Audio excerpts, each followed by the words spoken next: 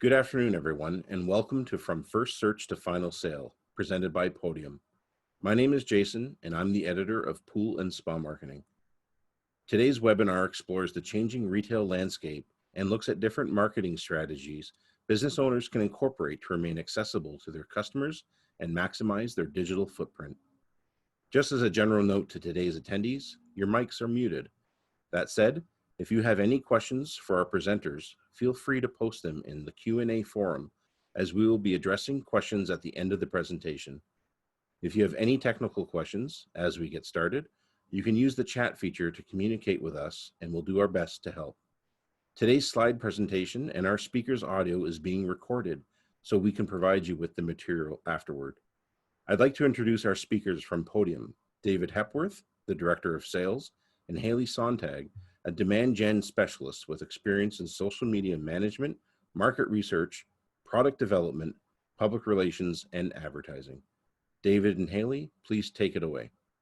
Perfect. Thanks so much. Yeah, we're excited to be here today and talk about the modern customer journey and how it's changed throughout the years, and specifically how that applies to the pool retail industry. And then we hope you can take away some tips today of what your business can do to adapt to all of these changing preferences.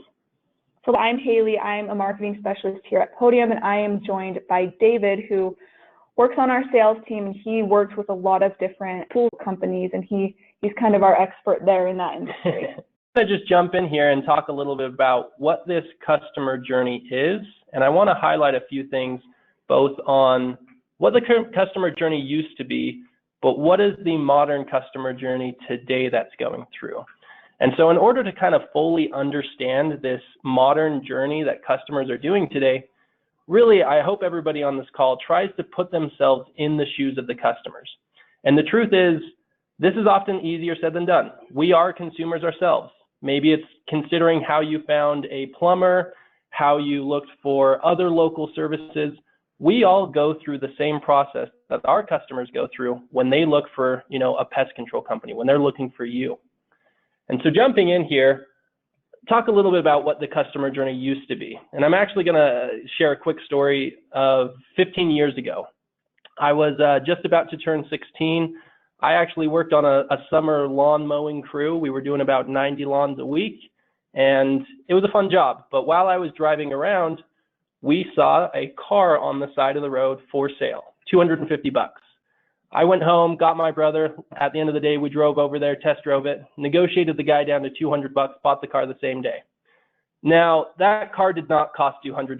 There was a lot of work on it. And so when I started doing repairs on this call, back then the process was simple. I asked my dad, hey, who can do this type of work for this car? He gave me 3 or 4 names and then told me to go to the yellow pages and look up a few others and make some phone calls.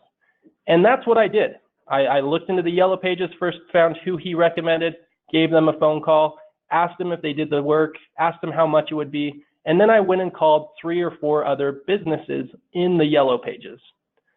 That is often how we behaved, in this same industry here. Back in the past, I used to go through that process. I'd ask people, I'd get their input, I'd look up in the yellow pages or through those old channels, and that's the flow that I went through.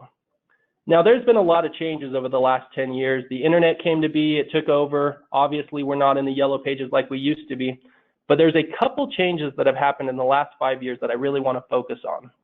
So let's talk a little bit about what this customer journey looks like today, and really how technology is changing this process. There's 2 main areas we're going to talk a little bit about in more depth, but the first one is reviews. Reviews have become such an important factor for businesses. And again, I want you to think about the customer experience. If I'm looking for a restaurant nearby, if I'm looking for a movie to go see, if I'm on Amazon shopping, maybe a podcast, books, basically everything these days, I look at reviews to help me make a decision on what I want to go, what I want to experience, who I want to buy from. And that impact has shifted into the kind of the Google sphere as well, really recently. Most of that search happens on Google, and now reviews are right there in our face. Whether we like it or not, we've been conditioned as consumers to care about reviews because we use them in so many different platforms. So that's one big change, and we're going to drill into that.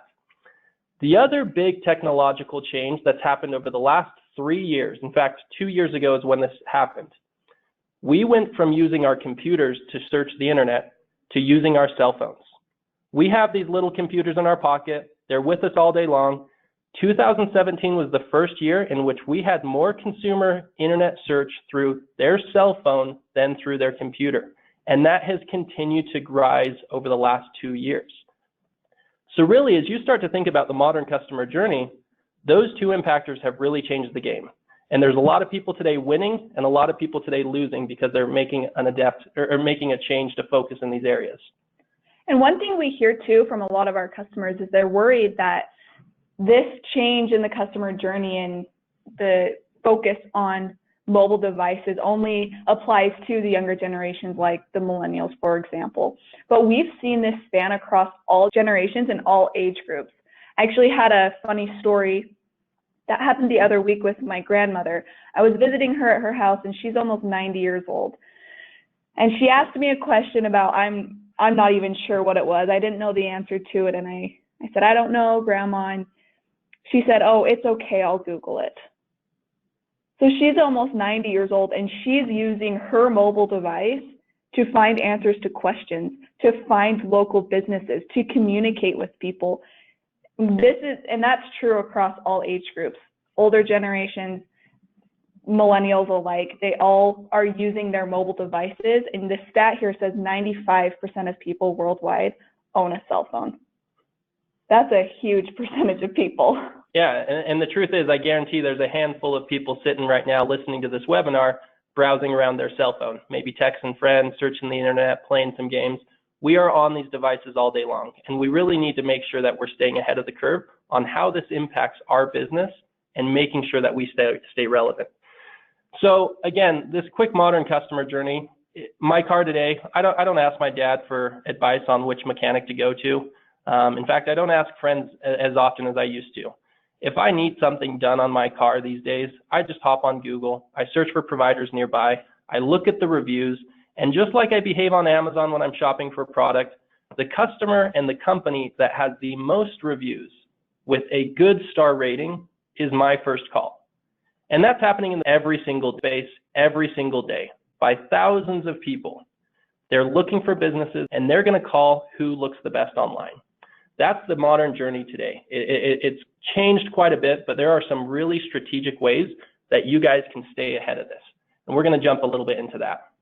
The first step of the customer journey when they're looking for a new pool retailer in a specific city, like David was saying, is they're going to pull out their phone and most likely search on Google, pool retailer near me.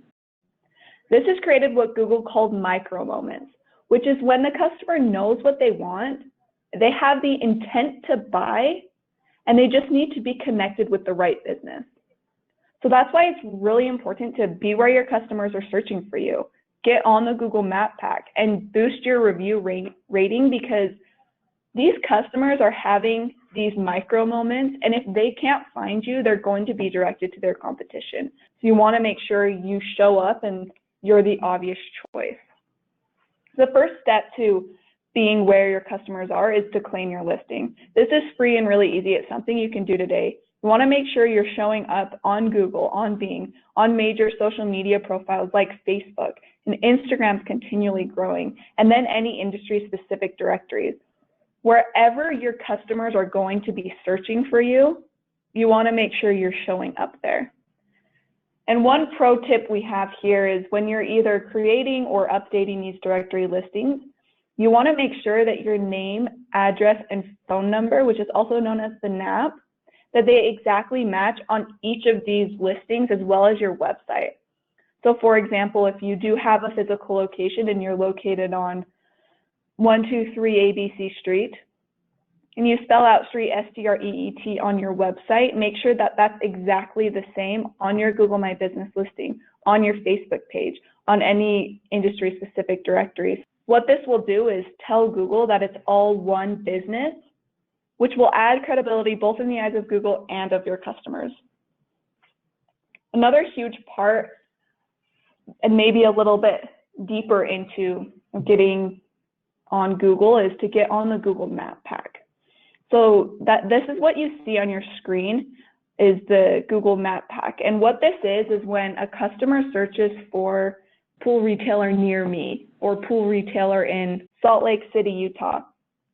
By including that location marker, it will trigger local search results and will bring up the Google Map Pack. And the majority of clicks to websites or to contact are on the Google Map Pack, so it's really important to be showing up here. Again, the first step is to claim your Google My Business listing. Someone may have already done this for you, but that doesn't mean that they own the listing. It just means they've told Google that this business exists. So what you'll need to do is verify your business. Most common way is for Google to send a postcard to your physical address with a verification code. You'll enter in that code into your Google My Business listing, and then you'll have full admin access to upload photos, enter or update information, to update business hours, whatever it may be. That's the first step to getting on the Map Pack. And then the next step is going to be boosting your rankings with your online reviews. Nobody knows exactly what or how much Google's algorithm takes into account when determining rankings, but we do know that reviews play a huge part in determining rankings specifically for local search. So that's when they're searching pool retailer near me. You can see some of the stats we have here are pretty compelling. This last one, it mentions that 3.3 is the minimum star rating that a customer is willing to engage with a business.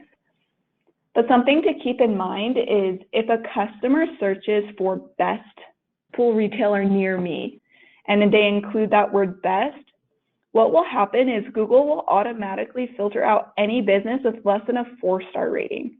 So the customer may be willing to do business with you if you have a 3.5-star rating, but you won't be showing up where they're searching for you because they've included that word best and your business has been filtered out. And this is an interesting space. I mean, again, these business listings are very important to make sure that you own. Now, there's a lot of them. Home Advisor, Google, Better Business Bureau, Facebook. At least start with Google. For those that don't want to have to try to stress on all the items, today Google owns about 95% of search traffic. So make sure that listing is taken care of. And with these online reviews, again, like some people get it. They spike their reviews, they get a lot of content, and they're driving a ton of volume. A lot of people are kind of lagging behind because they make their revenue through other avenues, word of mouth, all of these different channels, radio ad spend, billboards. There are a lot of ways that you can get your name out there. But again, when you look at that behavior today from consumers, even if my neighbor tells me about your business, I'm going to go to Google to search for your business. And the very first thing Google shows me under your business name is your Google reviews. It impacts every marketing dollar that you spend.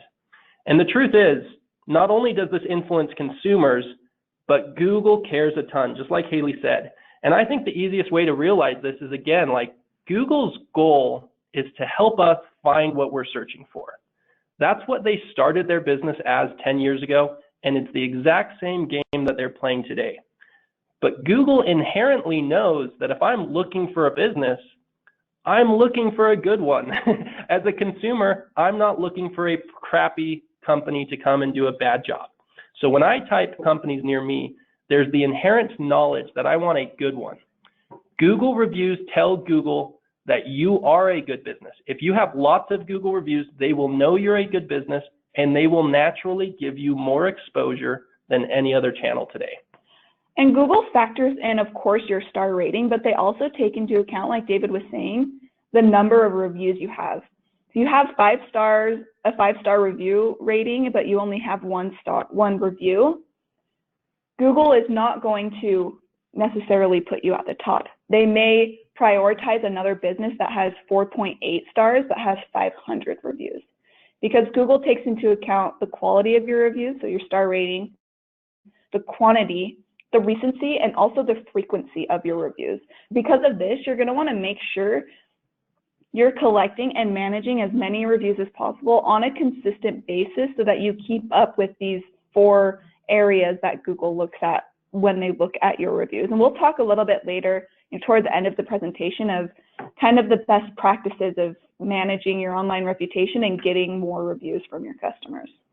But say you have incredible reviews, you're on the top of the Google Map Pack, so customers can find you really easily, but what comes next? If they just find you online, it's going to end there. You want to make it really easy for them to convert and for them to connect with your business to get their questions or concerns answered. Whether it's through phone or your website or through messaging, you want to make sure that they can easily and conveniently connect with your business once they find you. So that'll lead them down their journey to become a new and a repeat customer, but you got to make sure they find you and then can connect with you.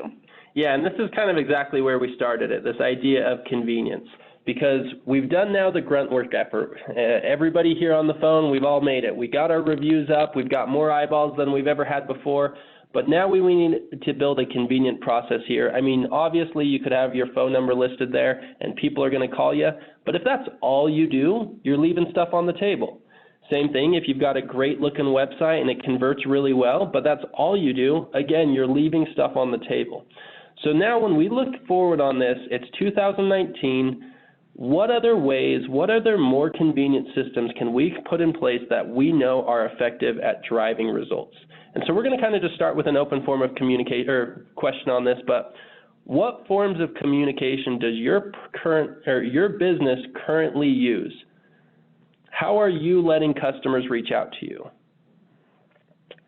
And either A, you might be doing this on your own, or you might have a software that's helping do it for you. But yeah, feel free to kind of give us a sense of where you guys are at out there. And this is a select all that apply. So select all the ones that your business is currently using, not just the one you use most. We want to see all the different versions.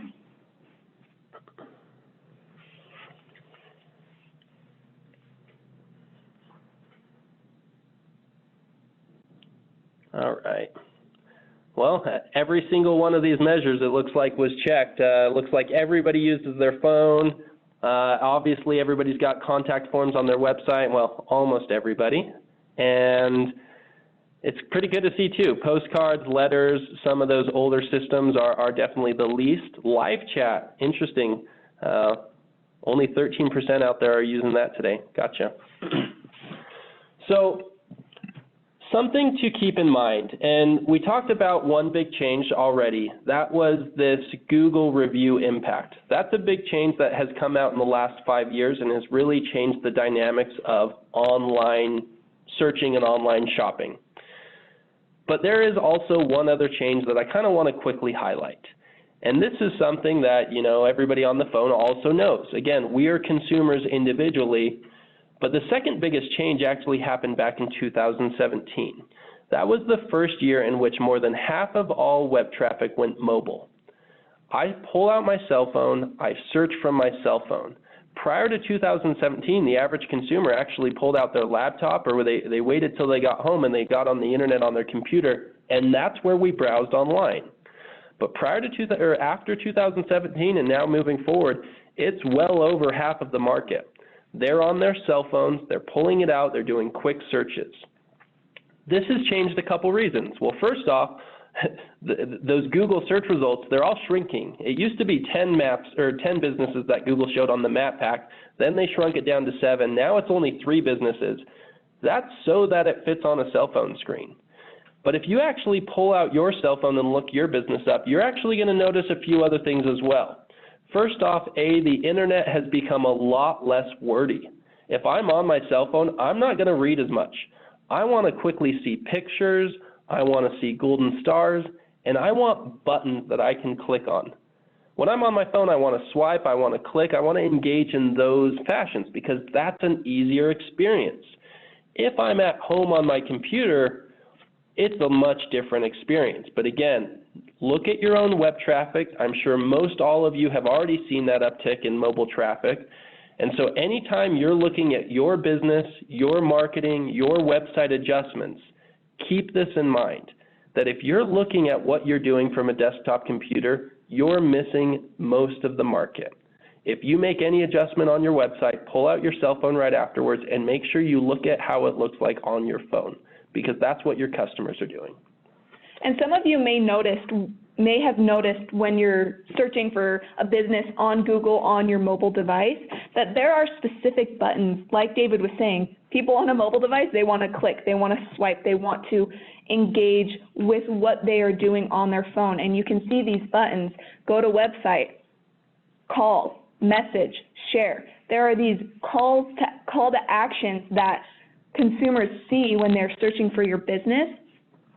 And so if you have, say, a textable landline number and they can message your business right from your Google My Business listing, that makes it really, really convenient for them to connect with you. They find you easily. You're the obvious choice. You have great reviews. Now it's just one button and they're messaging you, or it's one button and they're calling you, or it's one button and they're going to your website to get more information. But whatever they prefer, like we were saying, people will search on their channel of choice. They want to connect with you on their channel of choice as well. We have a stat here that says 88% of consumers who search for a type of local business on a mobile device, so that's what we've been talking about, they attempt to connect with that business within 24 hours. They're searching online, pool contractor near me. They are looking for a pool contractor. They want to be able to find them and connect with them, and they will within 24 hours of finding them, because that's convenient.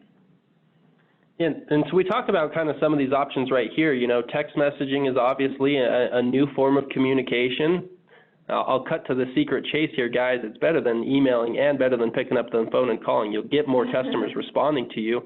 I mean, you also get your family and friends responding to you that way. In fact, I think it's funny that we always drag on this, but our grandparents all figured it out. My grandma texts me more, and she texts all my cousins more, not because it's easier for her, but because she knows that's how we respond. And these are easy channels that you can open up. Google Business Chat is another channel that you should have open for your business. For anybody that doesn't know what that one is, that's the one right there on your Google business listing. So kind of like Haley was saying, there's those buttons on your Google listing. I can click the phone call button, I can click the directions button, the save button, or the website button. Those are the four that I bet 99% of the people on this phone call right now, I bet those are the buttons you have. Now, Google Business Chat is a new button that was launched back in 2017 that replaces the save button.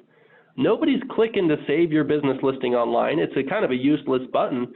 But you could, guys, you all could replace it with this text messaging like Google Chat, which really, again, if a customer has that and that's more convenient for them, you are more likely to make a sale if you meet them on that channel. And if somebody's willing to give you money through Google Business Chat, let them give you money through Google Business Chat. Like, no reason not to. Even with these other channels, though, today the most important button is actually the button to your website. It's about 7 out of 10 of those internet eyeballs. They're going to go from that Google listing straight over to your website. So with outright, if we know that that's where most of the traffic's going, we need to really, really focus on capitalizing on this. And so we kind of talked to this idea of having a clear call to action on your website. Now, again, think about this mobile internet.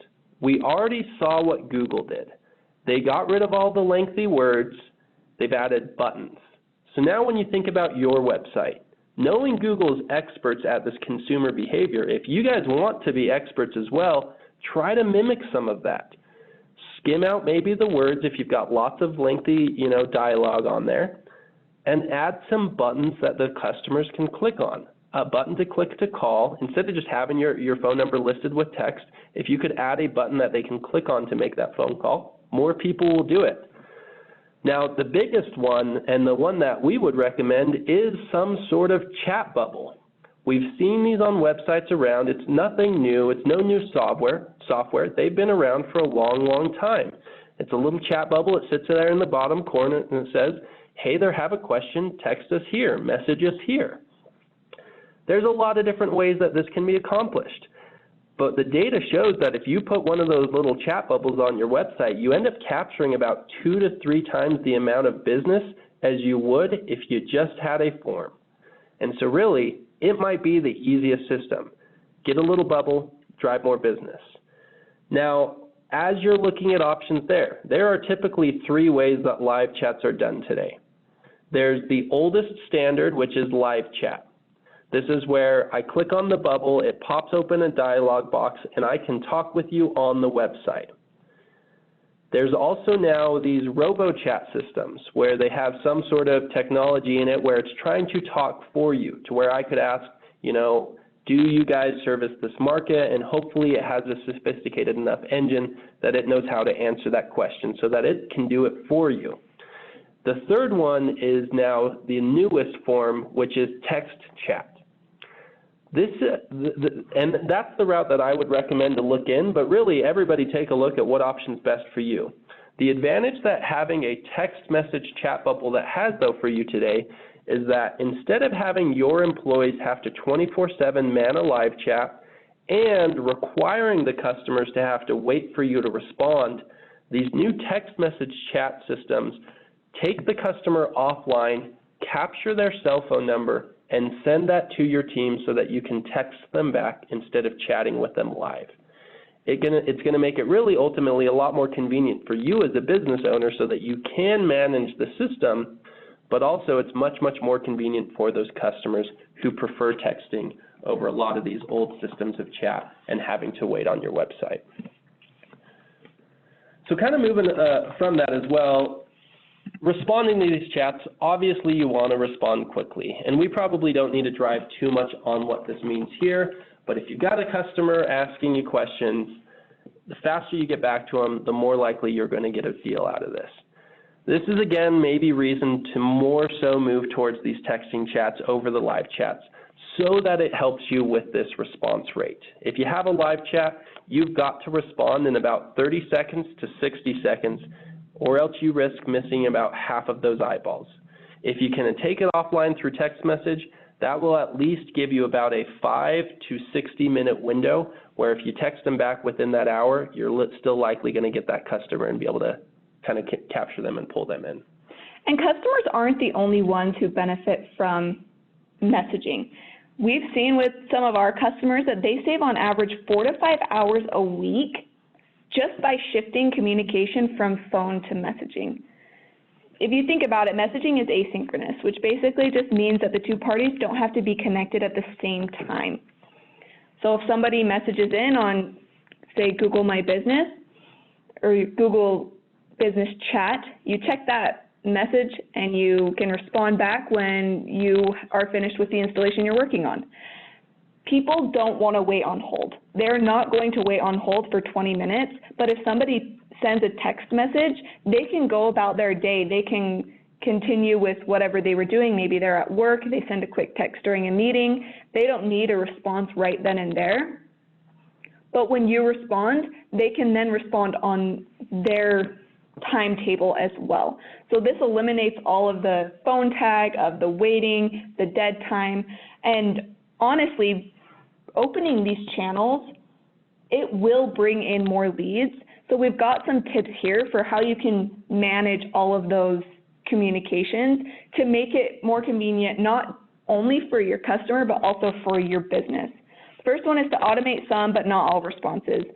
Us as human beings, we're really good at telling if we're speaking to a robot or to another human being. A good example of something to automate would be maybe your store hours. A bad example of something to automate would be a very specific question that a customer asks if it relates to them. So when a question like that comes in, make sure you're directly addressing their questions, and you can even use photos or videos when that's helpful.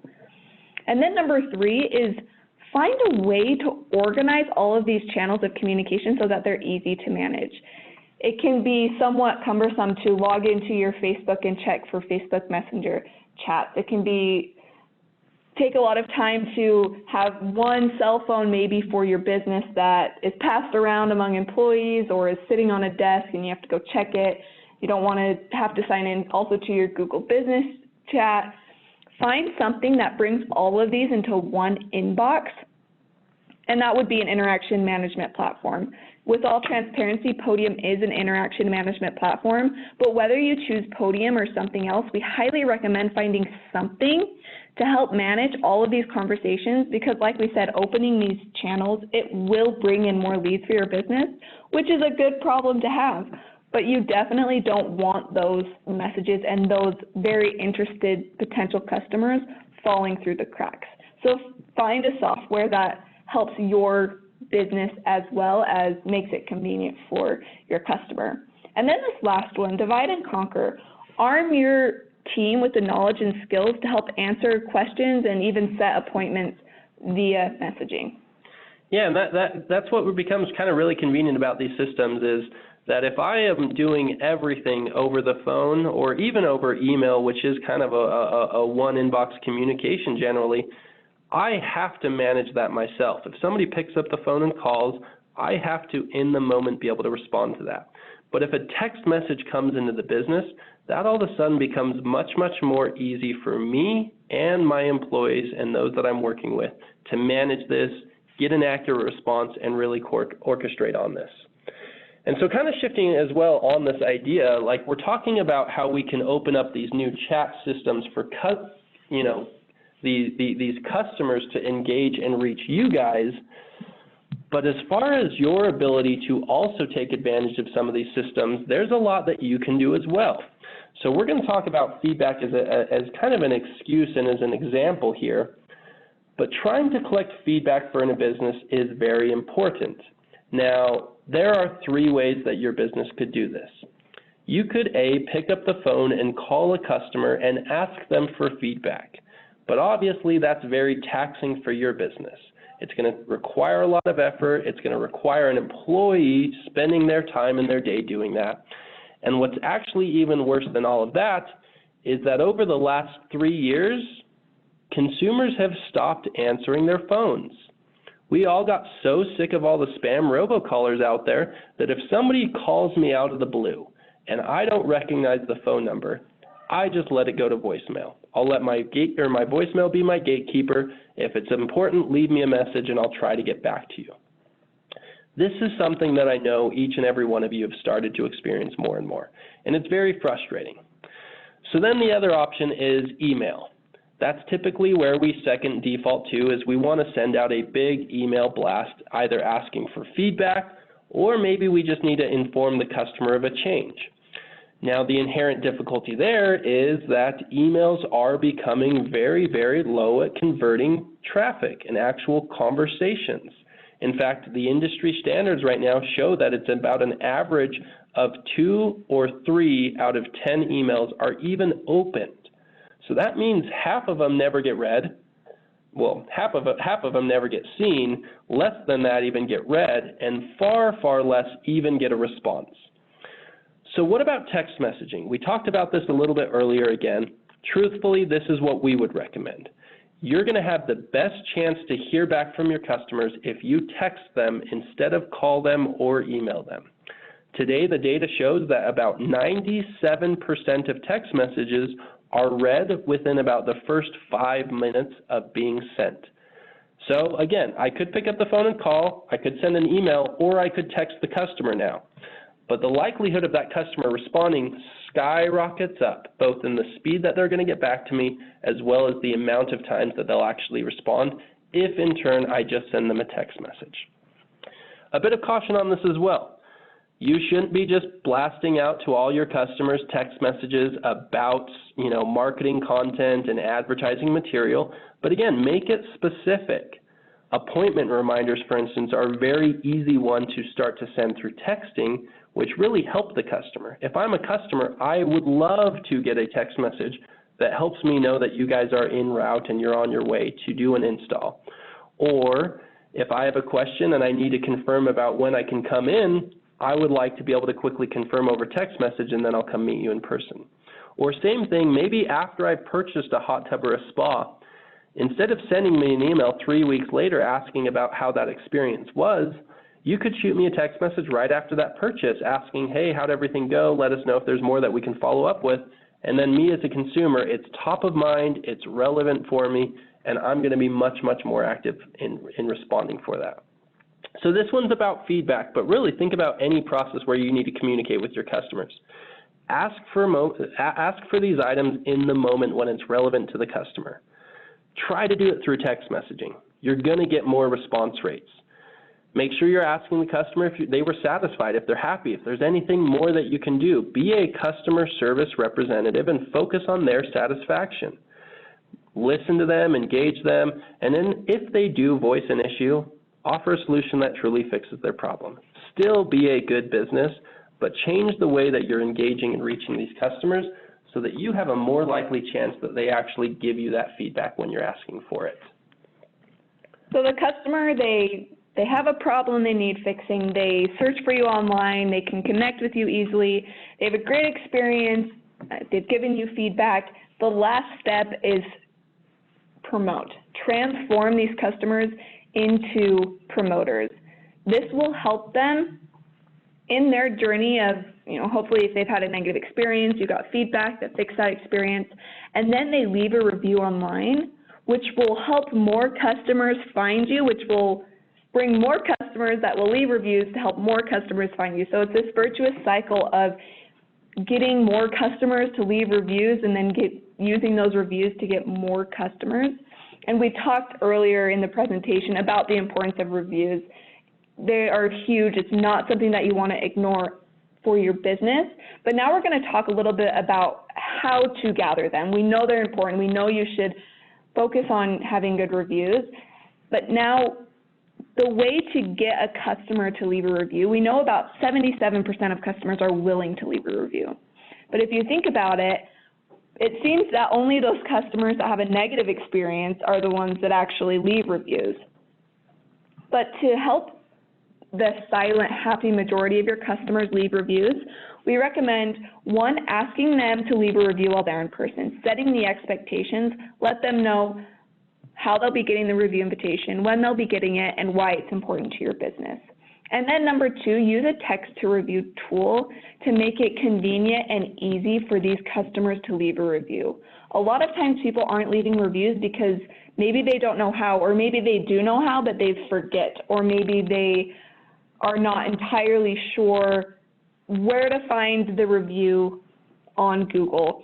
But if you send them a text, "Hey Bryce, thanks for choosing Exeter Pools. Could you take 30 seconds to leave a review using the link below?" They click on that link, they click on the star rating, they leave your review. After just a few clicks, you have another review on your Google My Business listing, and it's really easy for your customer, it's really easy for you, and you can actually paint an accurate picture online of the service that you provide by allowing all of your customers to leave a review. We know that you offer great service, but if only the people that have a negative experience are leaving reviews, most people are going to think you're not providing great service. But if you get all of your customers to leave a review, make it really easy for them, eliminate the barriers, you're going to get a higher star rating and more reviews on Google as long as you're offering that great service. Yeah, I often talk to business owners, and when I hear about their online reputation strategy, it's much, much more a defensive game. You're trying to keep some happy ones up there, and then all of a sudden, if a bad review does come in, that's kind of when the alarm bells ring, and that's when we really focus on it. But reviews should not be a defensive game. Knowing how much impact and how much revenue that they can drive by really getting more of them, this should be an offensive, prioritized effort for the company.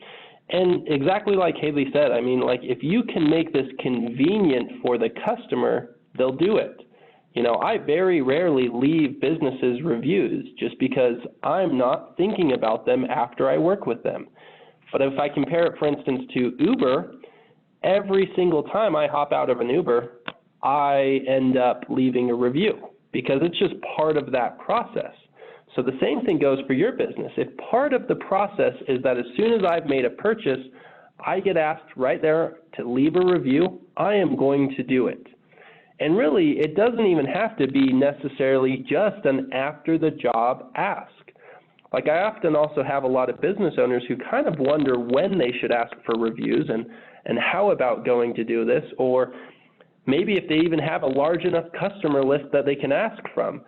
But again, we don't necessarily need to spam out to everybody asking for reviews all at once. Instead, we want to change our business mindset and process to focus on this effort. I actually prefer, and I love it when the customer service reps, they get involved, to where a current customer calls in, maybe they're wondering if you've got sand filters or other products that you've gone on the market, and maybe they just want some information. Well, how about at the end of that phone call, instead of hanging up and saying, well, thanks so much, have a great rest of your day, you say, hey, thanks so much. By the way, I'm going to send you a quick text message right now. If you feel I provided a 5-star experience and you feel like you'd be able to, I would really appreciate it if you could leave me a review.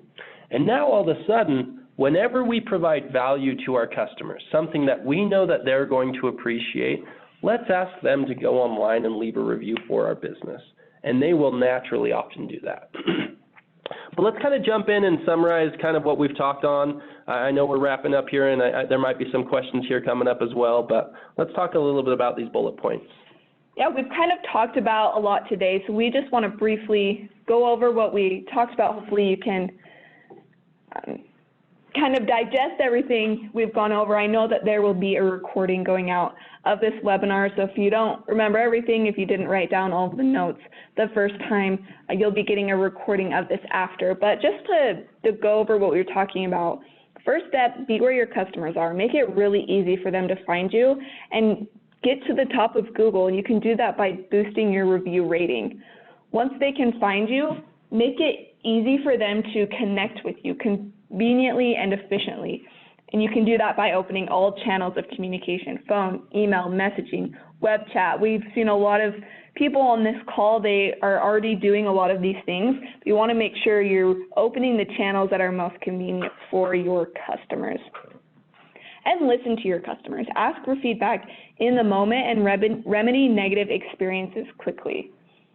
Also, make it easy to leave a review and then respond to the reviews that you get. We didn't focus too much on that aspect of it, but you want to be engaging with the reviews you get online, especially the negative reviews, so that future potential customers searching for your business and reading your online reviews see that you care about the feedback from your customers.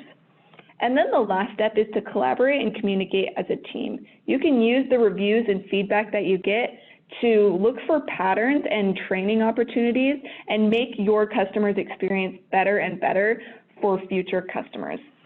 And then manage all of these interactions in one dashboard. That's the interaction management platform we were talking about, where technology's changed the customer journey for the customer, and your business can and should be leveraging technology as well to keep up with these changing preferences. So that's everything we had. We'll open it up to questions now, but if we don't get to your question now, or if you think of a question after the webinar ends, feel free to reach out to us at podium.com/webinars. You can text or call us at 1-833-276-3486, or you can email us at webinars@podium.com, and we'll make sure that gets to the right person to answer your question. Thank you, David and Haley. Jason, did we have any questions? Yeah, we do actually have a few questions from attendees ready to go. The first one, how do you stand out against the largest competitor or mass merchandiser in a web search? Yeah, that's an interesting one. And again, the buckets have actually tipped in the local business's favor recently. Historically, again, talking about that big complicated SEO algorithm, those that paid the most won. And that was very easy for a large business with deep pockets to invest a lot of money into SEO spend in order to capitalize and kind of really secure that market. Today, though, because reviews are required to be localized, they actually give localized businesses a really good advantage. Those giant players, they can see the benefits and see that this should be a prioritized effort, but scaling that across the country can be very, very difficult. So thinking about your markets, if you're looking up and you're looking around to see who the big guys are and who has market share, honestly, most of the time, they're not going to have a small provider. Sometimes they do, but maybe when you actually look at your customer base, if you make that concerted effort, you can often outpace the amount of reviews collected than those bigger players. And the net result is that you're going to get more marketing exposure online on those digital platforms than the big guys. So really, it's going to have to be a concerted effort. Check to see who in the market has the most reviews, what is the gap, how many more do they have, and set some goals for it. If they're only 60 reviews ahead of you, you could very easily start with a 10 review per month goal, incentivize the technicians and the service reps in the company, and start to target that so that, 6 months down the road, when somebody does that Google local search, you're showing up at the top of the search results with more reviews than those bigger players. And something to keep in mind here too, going along with how reviews can help you beat the super giant quote of your industry. If Google doesn't just look at your star rating or number of reviews, but they also take into account the frequency and the recency of your reviews. So maybe the biggest competitor in your area has, like David was saying, 60 reviews more than you do, but if you're getting more reviews and you're also getting them on a consistent basis and they're very recent, you're easily going to be able to pass that competitor. It's not just about number of reviews or the star rating, but you want to be getting them on a consistent basis. And you can do that, again, by asking every customer for a review. Okay. The next question we have is, what would be a good way for your cashiers or employees to ask for a review from the customers in-store, in person? Yeah, so again, I would do the heavy lifting beforehand to where you've already built a text message template or format that has a link to the Google listing. Either A, if you want to go figure out and kind of find a copy-paste link yourself, or B, there are softwares out there that can help with this. But have that already built in place so that when you then go to your receptionist, those that are kind of at the front of the desk, you can kind of share that with them. But then all of a sudden, if a customer comes in and I'm handing them the receipt, it could be even as simple as that of, hey, we'd love to send you a quick survey if you could give us some feedback. All of a sudden, you get the customer's cell phone number right then and there. Send them that template before they walk out those storefront doors. Because once they walk out, if you wait, 6, 12 hours, they're at home, they're back into their busy life, they're not going to leave that review and not be focused on it. But if you can do it right there when they're in the store, and it might not make sense in every, interaction with your customer, but anytime you see a good, valid excuse to quickly send that customer a text message with a link to your Google page, I would make sure that's a priority, and I would make sure I ask on that in that moment. Okay, thanks, David. The next question we have is, what is the best way to determine the customer's preferred method of communication? So if a customer, if they find you online and say they go to your Google My Business listing and they message you from that listing, you automatically know that their preferred method is messaging. So you want to just be responding on that channel. If a customer comes into your store and they're asking about services and you need to connect with them after, just ask them. Ask them what their preferred method is and then stick to that method. If they say a phone call is most convenient, you can call them. If they say messaging, then you can ask for their cell phone number and send them messages through that. But just ask the customer, and if you don't already know, ask them in person. If you do know, if they contact you first, respond to them on that channel. Yeah, that inbound volume is really, really nice, because naturally, if you just open up all these doors, again, think about this kind of as a lead collection system and effort. People will reach you in what's convenient for them. On that outbound effort, then again as well, I would often default to sending a text message out of the gates unless given another channel. Because again, unless I'm told otherwise, I'm going to have, a 60% higher response rate, more engagement, faster responses, and it's well worth it. And most of the time, customers actually prefer that. In fact, we saw another study where about 90% of consumers prefer texting when it's text messages about the work that they're doing. So if you are doing, for instance, an installation or a delivery, texting the customer to let them know that you're en route and that that delivery is going to be in 2 hours, customers love that. But again, if they don't, they'll quickly let you know, and you can put them back to an email-based system or phone call system, if whatever preferred for them. All right, so next is, how do you text a customer from a landline? Yeah, so if it is just a landline and it doesn't have texting enabled, well, you won't be able to, unfortunately, use that number. But again, in today's system, I don't know if it would be easy for a business owner to do this piece on their own. You probably need to work with another interaction management provider. Oftentimes, they can go in, have that text or have that landline number be converted to a textable number for you, and then open up that channel for you. If you don't have the means to go get an interaction management software to help you with that, and you still do want to text, I would probably get another phone number and another cell phone for the business specifically for that purpose. Just because, again, most of your consumers, when a text message comes in, we don't really know the phone numbers of who we're interacting with. Like, it is very important to keep consistency in branding and all your marketing content with those phone systems. But when it's actually items about the work or a review invite at the end of a job or at the end of a service, most of your customers aren't going to recognize that that number isn't your main office number.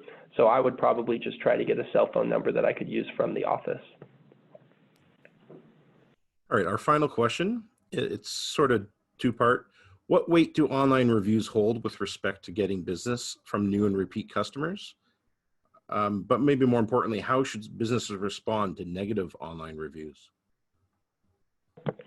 Yeah, that's a great question. That's one we get a lot, especially if you're asking all of your customers for a review. Making it easy for the happy customers to leave a review. It even makes it easier for the unhappy customers to leave a review.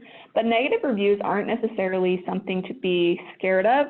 If you do get a negative review, the first step is to respond on that channel. So if someone leaves a 1-star review on Google, make sure that you're responding on the Google platform and address the problem, but then take it offline. You can say something along the lines of, "We're sorry to hear this. We'd love to learn more about your experience and hopefully make it right. Please reach out to us at this number." Because what that does is future customers coming, they see that you care about the feedback. They see that you want to make things right, but that entire conversation doesn't become a public spectacle for anyone who wants to view it. So make sure you're responding and then taking it offline. And I would also venture to make a strong assumption that Google cares as well. If they can see that you as a business are responding to your reviews, that right there tells them, well, A, this business owner is aware of this Google listing, the Google content, and they're regularly checking in on it.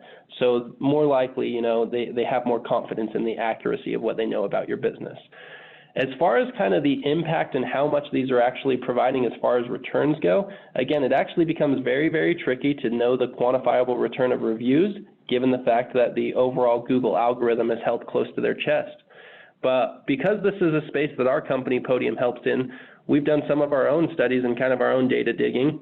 We've actually seen, so on average in the home services industry, which is where we kind of bucket these pool contractors, these spa retailers, our average customer across the entire customer base, by generating and increasing their review volume, has seen a 120% increase in phone calls to their business, so more than doubling that phone call volume. They're seeing about a 90% increase in web traffic, so nearly doubling the amount of eyeballs on their website, as well as same thing with the driving directions. But then you're also opening up more channels. So you're seeing residual impacts on all the channels and standards that you already have in place, but also opening up channels for, more opportunity to come in through different means. Okay, that's all the questions we have time for today. For any that we didn't capture, we'll see if we can get those answered for you by David and Haley via email. Once again, thank you to David and Haley, as well as Podium, for that great presentation. A recording of the complete webinar will be available on the webinar section of poolandspamarketing.com 1 week from now. We'll also send a link to the recording via email to all attendees. Thanks to everyone who attended. Before you go, please take a few minutes to give us your feedback by completing our webinar survey. It should appear in your browser after you close the webinar.